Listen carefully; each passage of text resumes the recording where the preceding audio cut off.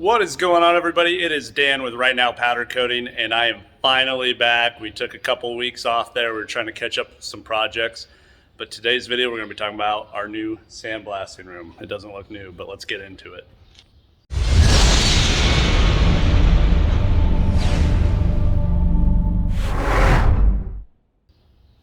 All right, guys, so that is our sandblasting room. We built this thing about a year ago, thank God, because steel prices are insane right now. So I'm going to give you a walk around the booth, how we built it, what our thought process was. We just put it into use recently, and then I'm also going to show you what we used to use and some new hooks that we've been playing with. So we've actually sold a couple of these, and they are working out great for other people. So I thought I'd share them with you guys in case you had any interest. So let's get into it. Let's check this thing out. All right, so this is the external view of the booth. It's 10 foot wide, 10 foot deep, 10 foot tall, basically so I could use 5x10 sheets and just make it simple. So on the outside, we've got our hinges welded to the booth, to the doors. They actually work really, really well. As you can see, it swings easily. I cut out these two vents, and this is to let fresh air in so that as you're extracting the dust, you aren't creating a negative airspace. So we have the two vents on the door, sucks air in nicely, allows it to cross strap into the back. Obviously, I don't have the lights on yet. Let me go turn on the lights. We'll get some better views there.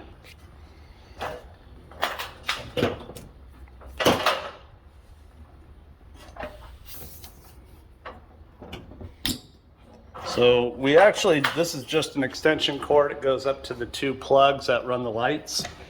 We need to just put it on a switch, but on the back side here, this is our dust collector that we're using with our cabinet. We need a bigger setup. That's only a 3-inch hole. We probably need at least like three of these to pull. But for right now, this is working. We just used a metal hole saw, cut a hole in it, hooked this up. It works pretty good. This was like, I think, $1,400 when I bought it a couple years ago. It's got a little vibrator feature. You put the airline on here and it shakes the filter to get all the dust out. Drops down, collects into here, put a box under it, and then it drops out. I bet this thing's pretty full right now, so we're not going to open that, but that collects our dust for us.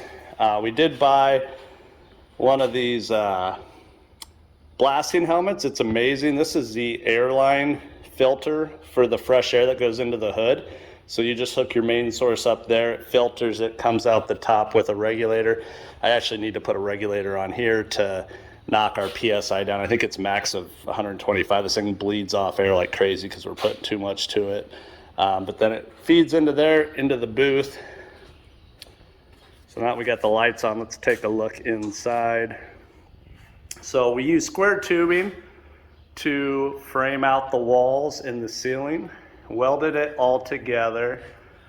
Knowing what I know now, I probably would have made it a little more breakdownable, because if we move shops, this thing's 10 foot wide. It's too big to go down the interstate, so we're going to have to do it incognito and hide. And the lights, we just cut them in the middle of the sheets, not thinking where we needed them. So we're probably going to have to cut another hole back here, another hole up there, so that we have even lighting. Not a big deal, but I wouldn't have put them on the crossbars had I been thinking. We kind of did this as we were going. We also went through and sealed all the seams up with caulk. As you can see, there's some gussets in the corner there just for some rigidity. We didn't really need it. There's your air that gets sucking through there. When it's on, you can actually feel it. It sucks pretty hard. And then we bought some water. It's like massive, like 2-inch hose. Cut the ends off and cut it in half to seal the edge. So this actually, it's not perfect, but it keeps a lot of the dust from going out the bottom. On the doors, we created a latch system, which I need to get a little bit bigger gasket here, but otherwise it works pretty good. The only problem we had is our floor is not level. So we actually have this 2x4 propping up this side over here because our floor is slanted down like that. So we had to prop it up so that the doors would open and shut. And that one still doesn't shut all the way.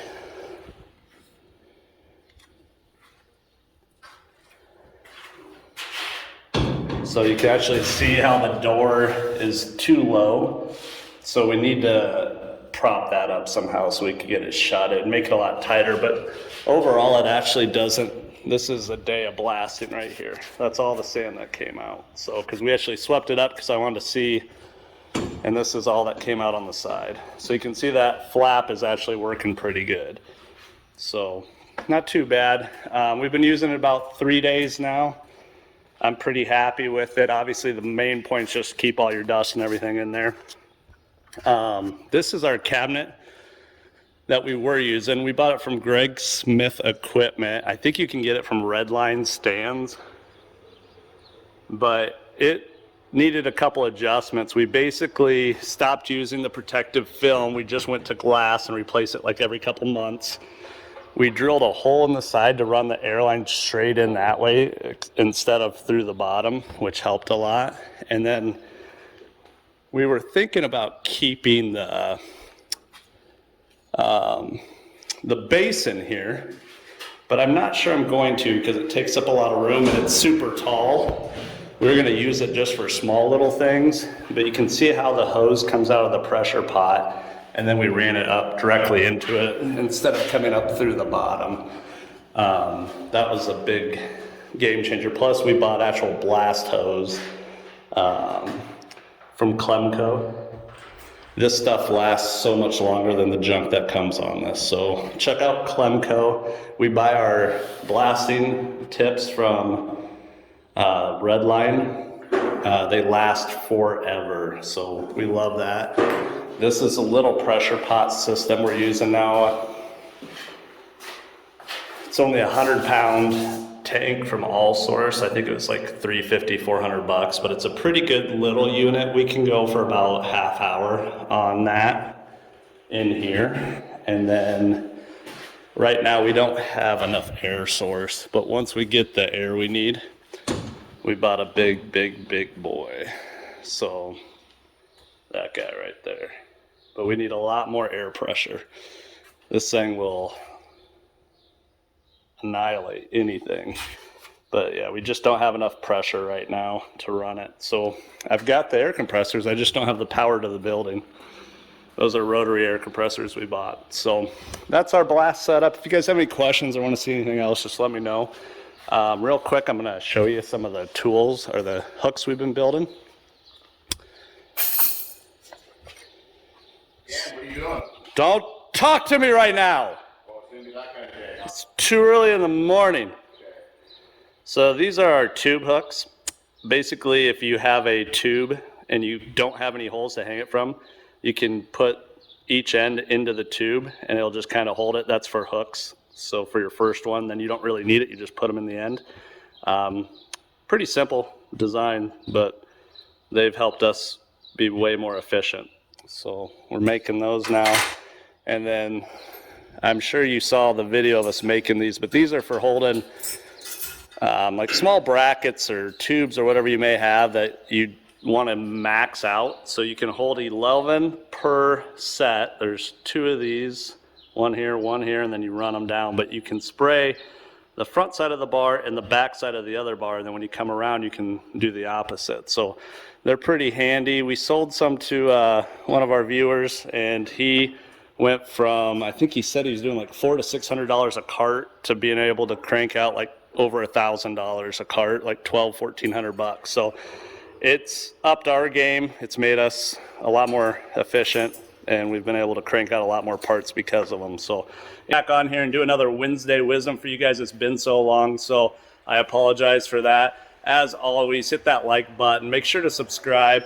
Leave comments down below. Check out the links. Anytime you buy from those links, it does help me out, which I appreciate. We also have Patreon and our memberships here on YouTube. So we'll catch you guys on the next one. Have a good day.